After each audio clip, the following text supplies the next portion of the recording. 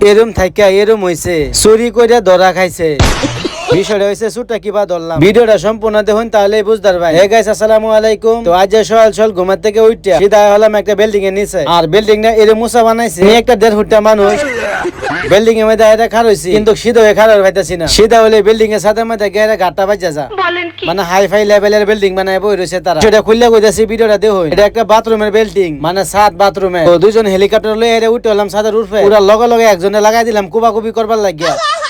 এই বিল্ডিং রাজ্যে আমি কন্টাক্ট লইছি, আমি ঠোয়া লইছি। বিল্ডিং এর ছাদের উপরে মনে করো 6999 বছর থেকে এই বিল্ডিং এর ছাদটা কোনোদিনও সাফ করা হইছে না। বলেন কি? ও তুমি বিল্ডিং এর ছাদ দেখে তুমি বুঝাই পাইছো না এটা কয় বছরে পুরান হইব। বেটেনের এত ডিমাগ থাকার পরে বিল্ডিং এর এত পুরান ছাদ দেখার পরে দাও কবে ফানা যায় কত বছর পুরানের ছাদটা হইব। আবার শুনলাম আমি বেটেনের ঠ্যাঙ্গের ঘন্টার মধ্যে নাকি ডিমাগ থাকে।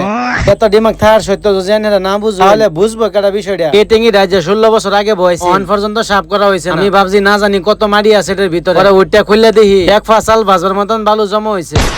ট্যাঙ্কির ভিতরে এরকম গান্দা বস্তু আছে যেটা আমরা দেখলে কোনোদিন পানি খাইতাম না। ট্যাঙ্কি এই যে দেখুন হাফ সেল্লা আরো বহুত কিবা কিবি আছে। হ্যাঁ আমি কিন্তু কাম করতেছি আমরা কোম্পানির লগে। এটা হচ্ছে আমরা কোম্পানি আর এটা হচ্ছে আমরা রুম, আই মিন বাথরুমের ছাদ। তো এটার উপরে আমি আল্লাহ উঠছি না, আমার লগে দুটো বডিগার্ড আছে যেটা আপনারা দেখতে আছো। আর আমি এক প্যাকেট চাপ লিয়ে খারে রয়েছি। বডিগার্ডের কাম শেষ হইলে বডিগার্ডের কাম শেষ হবার আগে আমরা লাগাই দিছে ঝাড়ু দেবার লাগিয়া। কইতেছে আমি বলে সুন্দর করে ঝাড়ু দিবার ভাই। বলেন কি? যেটা শুনছো এটাই হাসা। এই হাসার মধ্যে তারা ভরাইলাম খাসার। তারা খাসার মধ্যে ভরাই মেদা দিলে মোটর সুইচ। কারণ আমার লগে করছে বাট পারে। আমি জিদ দে ঢেলা ভাবছিলাম ড্রামের ভিতরে থই দিই। মাসালটা হ্যাঁ বুঝ জ্বালাইছে। ড্রাম থেকে লাভ মারে খারে পড়ছে। কইতেছে কি I am so sorry bro, I am কো গলতি হো গায়া। এই জায়গা এনে পুরা সাফ করতে হয় কারণে আমি আজকে তাকে মাফ করে দিয়েগা। হ্যালো সুলুলুলু